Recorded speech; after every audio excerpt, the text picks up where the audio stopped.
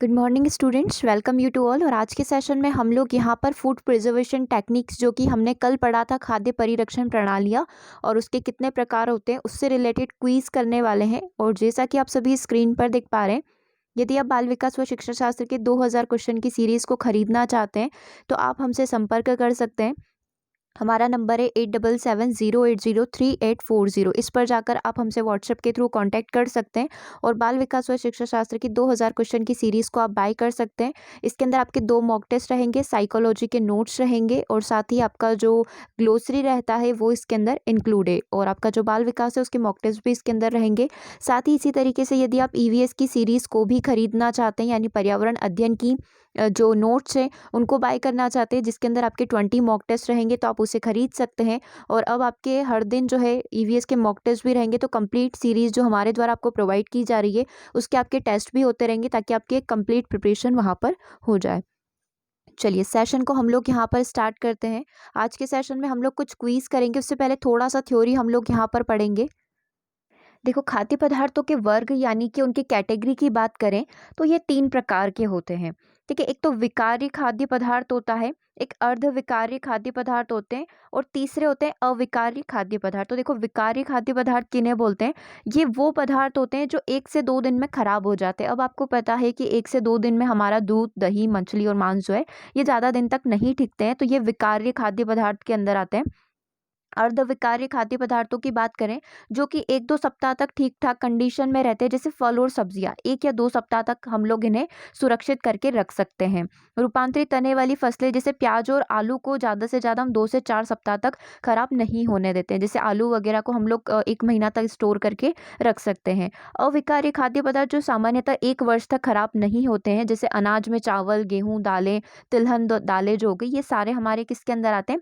अविकार्य खाद्य पदार्थों में। इसके आज हम लोग क्वेश्चन भी करेंगे, जहाँ पर आपसे कुछ पूछा जाएगा कि निम्नलिखित में से कौन से विकार्य खाद्य पदार्थ हैं, ऑल ऑफ दिस या ये सारे, इस तरीके से क्वेश्चन करेंगे तो आपको पता चल जाएगा किस प्रकार से क्वेश्चन यहाँ पर पूछे जाते हैं। तो 3 प्रकार हो गए, विकार्य जो बहुत जल्दी खराब होते हैं, अर्धविकार्य जो कुछ समय में खराब हो जाते हैं और अविकार्य जिनको हम लोग 1 साल तक बचा कर रख सकते हैं। चलिए अगला पॉइंट हम लोग यहाँ पर देख रहे हैं, जीवाणु अधिक प्रोटीन युक्त खाद्य पदार्थ पसंद करते हैं, जैसे मांस, मछली, अंडे, मुर्गे, डेयरी उत्पाद, इसमें ज़्यादा जीवाणु पनपते हैं और ये बहुत जल्दी खराब होते हैं, तो इन्हें अत्यधिक जोखिम वाले जो खाद्य पदार्थ होते हैं उस श्रेणी में रखा जाता है। आगे यदि हम लोग बात करेंगे तो जीवाणु जो है 5 से 60 डिग्री सेंटीग्रेड ताप पर वृद्धि करते हैं। ताप की यह परास खतरे का क्षेत्र कहलाती है, मतलब इस तापमान पर जो है जीवाणु बहुत ज़्यादा पनपते हैं, तो इस कैटेगरी को यहाँ पर खतरे का क्षेत्र कहा जाता है, या फिर अत्यधिक जोखिम वाले पदार्थ, खाद्य पदार्थ आप इन्हें बोल सकते हैं। चलिए सबसे पहला पॉइंट आपके सामने आ रहा है यहाँ पर, संरक्षित खाद्य पदार्थ। कुछ परिभाषाएं हैं। संरक्षित खाद्य पदार्थ कौन से खाद्य पदार्थ होते हैं? इसके अंतर्गत संरक्षण के लिए प्रयुक्त की जाने वाली विधियां उत्पाद के गुण से अधिक परिवर्तन नहीं करती है, जैसे कि नॉर्मली होते हैं वैसे ही होते हैं, बस हम उन्हें थोड़ा सा टेम्परेचर चेंज करके संरक्षित करके रखते हैं। जैसे हिमशीतित मटर, यानी कि उसे ठंडे स्थान पर रखा जाता है। हिमशीतित सब्जियां, निर्जलित मटर, निर्जलित सब्जियां और डिब्बाबंद फल, ये सारे हमारे संरक्षित खाद्य पदार्थ के अंदर आते हैं। इवन आप सब में से कुछ स्टूडेंट ने देखा भी होगा कि जिनके घर पर जो है मटर को सेव करके रखा जाता है फ्रीज के अंदर। वहाँ पर क्या होता है कि जैसे हम लोग मटर को नॉर्मली, मेरे घर का बता दूँ, हम लोग क्या करते हैं, जब बहुत सारी मटर आ रही होती है तो उसको पानी में उबाल कर संरक्षित करके पूरा पैक करके, जहाँ पर हवा नहीं लगे, फ्रीज के अंदर रख देते हैं, ताकि 3 से 4 महीने तक हम लोग उनको सेव करके रख सकते हैं। तो बहुत सारी तकनीक होती है जिसकी माध्यम से हम लोग क्या कर सकते हैं, अपने खाद्य पदार्थ को संरक्षित करके रख सकते हैं। दूसरा आता है विनिर्मित खाद्य पदार्थ। तो इस प्रकार के उत्पादों में कच्ची सामग्री के मूल गुण काफ़ी मात्रा में समाप्त हो जाते हैं, जब उन्हें वापस से हम लोग विनिर्मित करते हैं, वापस से उनका निर्माण करते हैं। और संरक्षण के लिए कुछ मूलभूत विधियां आप काम में ला सकते हो, जैसे नमक, शक्कर, तेल या रासायनिक संरक्षक का प्रयोग करके। नॉर्मली हम लोग अचार वगैरह बनाते हैं तो इसमें हम लोग यही टेक्निक का प्रयोग करते हैं। तीसरा पॉइंट है हमारा फॉर्मूलाबद्ध खाद्य पदार्थ। इसके अंदर क्या होता है, विभिन्न संगठकों को मिलाकर और संसाधित करके ये उत्पाद तैयार किए जाते हैं, जिससे प्राप्त खाद्य पदार्थों का शेल्फ काल अपेक्षाकृत अधिक हो जाता है। शेल्फ काल मतलब कि हम लोग उसे लंबे समय तक सुरक्षित करके रख सकते हैं। शेल्फ काल को आप ऐसे समझोगे तो शेल्फ में लंबे समय तक, शेल्फ मतलब कि जहाँ पर रखा होना, शेल्फ होता है जहाँ पर हम लोग सारा सामान रखते हैं, वहाँ पर आप लंबे समय तक इसको सेव करके रख सकते हो, सुरक्षित रख सकते हो। डबल रोटी इसका एक एग्जाम्पल हो सकता है, बिस्किट हो सकता है, आइसक्रीम हो सकता है, केक, कुल्फे इत्यादि फॉर्मूलाबद्ध खाद्य पदार्थ के अंदर आते हैं। खाद्य व्युत्पन्न क्या होते हैं? उद्योगों में खाद्य पदार्थों के संगठकों को कच्ची सामग्री के शोधन के द्वारा प्राप्त किया जाता है। जैसे गन्ने से हम लोग शक्कर प्राप्त कर लेते हैं, तिलहन से हम लोग तेल बना लेते हैं। कुछ मामलों में व्युत्पन्न अथवा संगठक को और अधिक संसाधित करके प्राप्त कर सकते हैं, जैसे तेल का वनस्पति घी में परिवर्तन करना, जो कि कहलाता है हमारा हाइड्रोजनीकरण की प्रोसेस। अगला पॉइंट है हमारा संश्लेषित खाद्य पदार्थ। यहाँ पर क्या दिया हुआ है, ये उत्पाद सूक्ष्म जैविक अथवा रासायनिक संश्लेषण के द्वारा विनिर्मित किए जाते हैं। जैसे कि हम लोग बोले तो एंजाइम और पोषक जैसे कि विटामिन वगैरह का प्रयोग हम लोग कर सकते हैं। अगला है हमारा कार्यमूल खाद्य पदार्थ। ये खाद्य पदार्थ मानव संसाधन पर लाभदायक प्रभाव डालते हैं, तो इस तरीके से हम लोग ये खाद्य पदार्थ प्रयोग कर सकते हैं। चिकित्सकीय खाद्य पदार्थ क्या होते हैं, ये रोगों के आहारी प्रबंधन में उपयोग लाए जाते हैं। जैसे कि उदाहरण के लिए हम लोग क्या कर सकते हैं, कम सोडियम वाला नमक प्रयोग कर सकते हैं, ताकि जो मरीज है उसको थोड़ी हेल्प यहाँ पर मिले, उसके शरीर पर कोई भी बुरा प्रभाव इस चीज़ का, नमक का ना पड़े। लैक्टोज असहाय वाले व्यक्तियों के लिए लैक्टोज मुक्त अम्ल हम लोग यहाँ पर प्रयोग कर सकते हैं। ठीक है, मुक्त मिल्क यहाँ पर हम लोग प्रयोग कर सकते हैं। तो इस तरीके से बहुत सारी टेक्निक होती है जिसके माध्यम से हम लोग क्या कर सकते हैं, अपने खाद्य पदार्थों को यहाँ पर सुरक्षित कर सकते हैं। देखो, इसमें 2 नाम आपके पूछे जाते हैं। कल एक नाम हम लोग पढ़ चुके थे, निकोलस एपर्ट के द्वारा जो डिब्बाबंद टेक्निक है उसका विकास किया गया था। साथ ही यहाँ पर एक ड्रॉबैक ये आया कि डिब्बाबंद खाद्य पदार्थ ना उसका ज़्यादा कुछ अच्छा असर नहीं पड़ा, या फिर आप देख सकते हैं उसमें पौष्टिक तत्व खत्म हो जाते हैं। तो उसके लिए एक और बाद में एक टेक्निक और आई 1864 में, जो लुईस पाश्चर है, उन्होंने भी कुछ अपनी तकनीकें निकाली। तो फूड प्रिजर्वेशन टेक्निक से 2 वैज्ञानिकों के नाम आएंगे, जिसमें पहला होगा निकोलस एपर्ट, जिन्होंने डिब्बाबंद टेक्निक का प्रयोग किया था, और 1864 में लुईस पाश्चर आए थे, जिन्होंने बहुत सारी टेक्निक निकाली थी कि अंगूरी शराब जो है, अंगूर से जो शराब बनती है वो बहुत जल्दी खराब हो जाती है। तो हम लोग क्या कर सकते हैं, इसमें सूक्ष्म जीवों का प्रयोग करके लंबे समय तक ऐसी जो चीज़ें हैं उनको सुरक्षित रख सकते हैं। बहुत अलग अलग जगह मिल्क वगैरह सब जगह इन्होंने अपना एक्सपेरिमेंट किया है। तो ये 2 नाम आप यहाँ पर ध्यान रख सकते हैं। चलिए, अब हम लोग यहाँ पर क्विज कंप्लीट करेंगे कि क्या क्या क्वेश्चन आपके इस चैप्टर से बन सकते हैं। तो सबसे पहला क्वेश्चन, निम्नलिखित में से अर्धविकारी भोज्य पदार्थ क्या होते हैं? दूध, अनाज, आलू या फिर दालें। अभी हम लोग पढ़ के आए थे 3 प्रकार के होते हैं, एक तो विकारी होते हैं, एक अर्धविकारी होते हैं, और जो कुछ लंबे समय तक हम लोग साल भर सुरक्षित रख सकते हैं। तो दूध हमारा यहाँ पर नहीं होगा, बहुत जल्दी एक दिन में ही खत्म हो जाता है, खराब हो जाता है। अनाज जो है वर्ष भर चलता है, दालें वर्ष भर चलती है। तो आलू एकमात्र ऐसा अर्धविकारी भोज्य पदार्थ है जिन्हें हम 2 से 4 सप्ताह तक चला सकते हैं, उससे ज़्यादा नहीं चलेगा। आंसर आपका यहाँ पर हो जाएगा ऑप्शन नंबर सी। अगला क्वेश्चन आपकी स्क्रीन पर है, भोज्य पदार्थों के परिरक्षण में प्रशीतन विधि का उचित तापक्रम क्या होगा? जब हम भोज्य पदार्थ को सुरक्षित करने की बात करते हैं तो आप कितना टेम्परेचर उसका लोगे, उसको प्रशीतन करने के लिए, उसको फ्रीज करने के लिए? 4 से 10 लोगे, 15 से 20 लोगे, 20 से 25, या फिर 1 से 4 डिग्री सेंटीग्रेड आप तापमान ले सकते हैं? तो 4 से 10 यहाँ पर ठीक है, 4 से 10 पर आप उसे सुरक्षित कर सकते हैं, भोज्य पदार्थों को लंबे समय तक बचा कर रख सकते हैं। अगले क्वेश्चन की बात करें, भोज्य पदार्थों को विषाक्त बनाने वाले सूक्ष्म जीव कौन से होते हैं? जीवाणु होते हैं, विषाणु होते हैं, खमीर होते हैं, या फिर उपरोक्त सभी, जिसकी वजह से भोज्य पदार्थ हमारा विषैला बन जाता है। तो ये सारे ही कारक भोज्य पदार्थ को क्या करते हैं, विषाक्त बना देते हैं। तो आंसर यहाँ पर हो गया ऑप्शन नंबर डी। अगले क्वेश्चन की यदि हम लोग बात करें, अगला क्वेश्चन आपसे पूछ रहा है, भोज्य पदार्थ को अति उच्च ताप से रक्षित करने के लिए उचित तापक्रम क्या होगा? जब तापमान बहुत ज़्यादा होता है तो हम लोग भोज्य पदार्थ को किस तापमान पर ले जाकर सुरक्षित कर सकते हैं? 100 पर, 100 से 150 पर, 100 से 170 पर, या 200 डिग्री सेंटीग्रेड पर कर सकते हैं? आंसर आपका क्या होगा? 100 डिग्री सेंटीग्रेड पर आप इसे सुरक्षित करके रख सकते हैं। ठीक है, ऑप्शन नंबर 1 आपका राइट आंसर होगा। अगले कुछ फिल इन द ब्लैंक से हम लोग इसको फिल करके देख लेते हैं क्या क्या क्वेश्चन यहाँ पर दिए हुए हैं। टोटल आपके सामने है 5 क्वेश्चन। देखो, सबसे पहला क्वेश्चन क्या बोल रहे हैं, निर्जलीकरण की मुख्य विधियां क्या होती है जहां पर हम खाद्य पदार्थ को निर्जलीकृत करके सुरक्षित कर सकते हैं? तो या तो कृत्रिम तरीके से कर सकते हो या प्राकृतिक तरीके से कर सकते हो, जैसा कि हमने कल के सेशन में किया भी था। दूसरा है कटे हुए सेब का भूरा रंग। हमने देखा होगा जब भी हम लोग सेब कट करते हैं, एप्पल कट करते हैं, तो कुछ समय में उसका कलर चेंज हो जाता है। ठीक है, तो ये कौन सी क्रिया है? ये जैव रासायनिक प्रक्रिया इसको कहा जाता है। तीसरा क्वेश्चन आपसे पूछ रहा है, भोज्य पदार्थों के रंग, आकार, गंध में अवांछनीय परिवर्तन। यदि भोज्य पदार्थ का रंग चेंज हो रहा है, आकार और गंध चेंज हो रही, स्मेल आने लग गई, तो उसे भोजन संदूषण की प्रक्रिया यहाँ पर कहा जाता है। ठीक है, मतलब भोजन हमारा खराब होने लगा है। अगला है, खाद्य पदार्थों का संग्रहण एयर टाइट बैग में करना क्या कहलाता है? हम लोग जब एयर टाइट बैग में उन्हें पैक करते हैं तो उसे क्या कहा जाता है? उसे कहा जाता है निर्वात पैकिंग।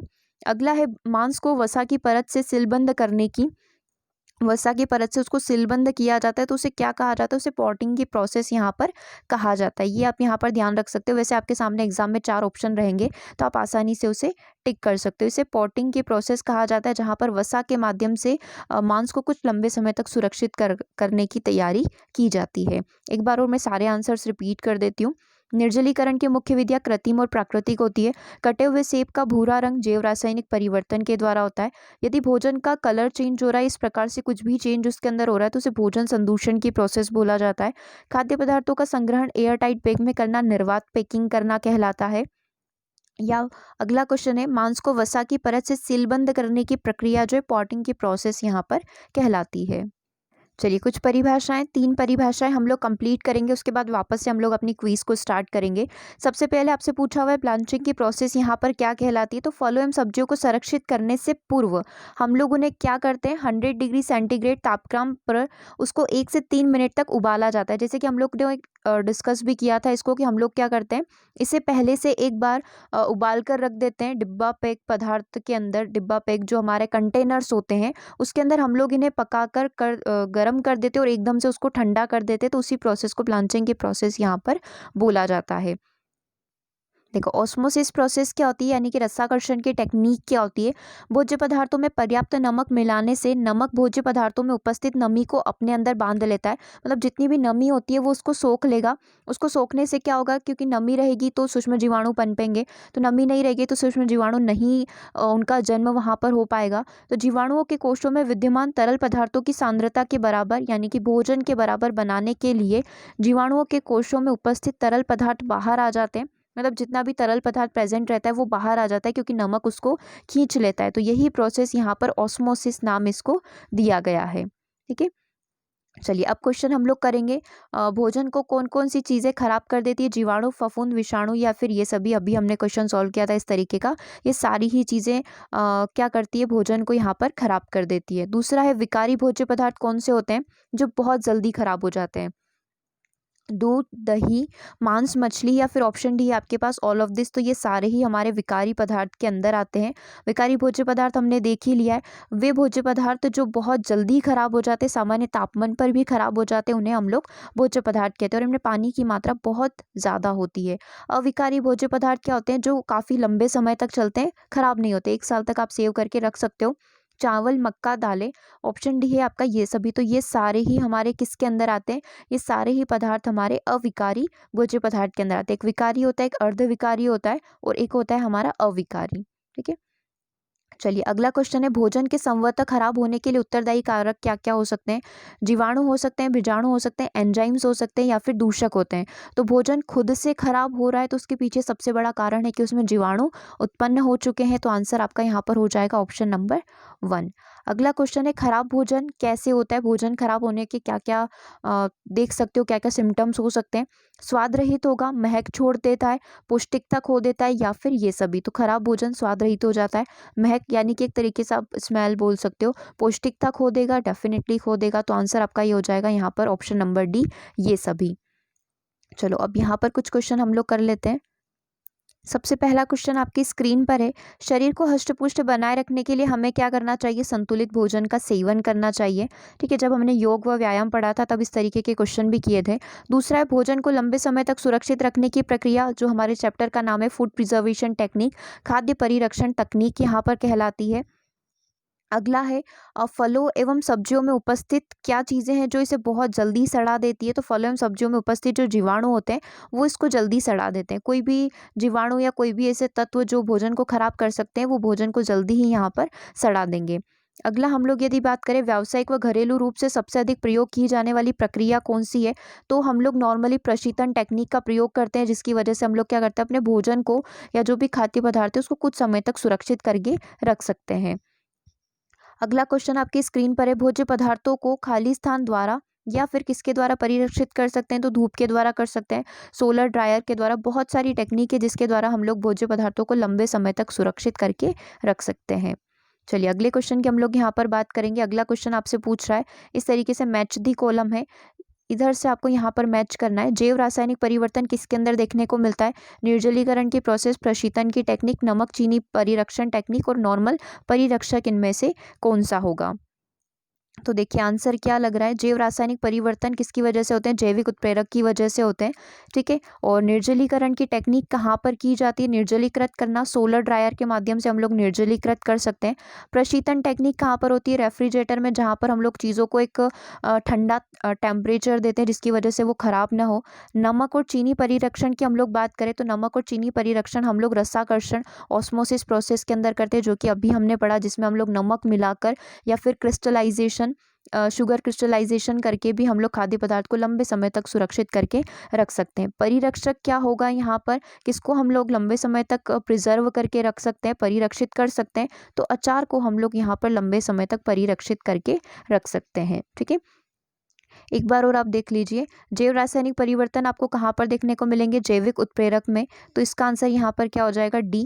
निर्जलीकरण की टेक्निक यहाँ पर क्या है, तो रसाकर्षण करना एक निर्जलीकरण की टेक्निक के अंदर, सॉरी, निर्जलीकरण की जो टेक्निक है, सोलर ड्रायर हमने देखा था। निर्जलीकृत करना मतलब उससे पानी बाहर निकालना, तो सोलर ड्रायर के माध्यम से, ड्रायर मतलब सुखाना ही होता है, तो सोलर ड्रायर के माध्यम से हम लोग इसको सुखा सकते हैं। प्रशीतन में हम लोग रेफ्रिजरेटर का प्रयोग करेंगे, रेफ्रिजरेटर के माध्यम से हम लोग प्रशीतन कर सकते हैं, ठंडा टेम्परेचर एक बना सकते हैं उस खाद्य पदार्थ के लिए। नमक चीनी परिरक्षण एक रसाकर्षण टेक्निक होगी, ऑप्शन नंबर बी। और परिरक्षक हमारा एक प्रकार से यहाँ पर अचार कहलाएगा, तो ये आपका आंसर यहाँ पर हो गया सी। ठीक है, तो क्या फॉर्मेट यहाँ पर बन गया, इसका आंसर हमारा कौन सा था, जैविक उत्प्रेरक वाला डी, दूसरे का आंसर हमारा ई हो गया, तीसरे का ए हो गया, फोर्थ का बी, और फिफ्थ का आंसर यहाँ पर हो गया हमारा ऑप्शन नंबर सी। ठीक है, तो DEABC इसका यहाँ पर सही आंसर होगा, यहाँ पर लिख देते हैं DEABC is the right answer. ठीक है, तो इस तरीके के कुछ क्वेश्चन जो कि आपके फूड प्रिजर्वेशन खाद्य परिरक्षण तकनीक से पूछे जा सकते थे, वो आज के सेशन में हम लोगों ने कंप्लीट कर लिए। आई होप कि ये सेशन आप लोगों के लिए हेल्पफुल रहा हो। मिलते हैं हम लोग 2 PM सेशन में मैथ्स की क्लास में। Thank you for watching.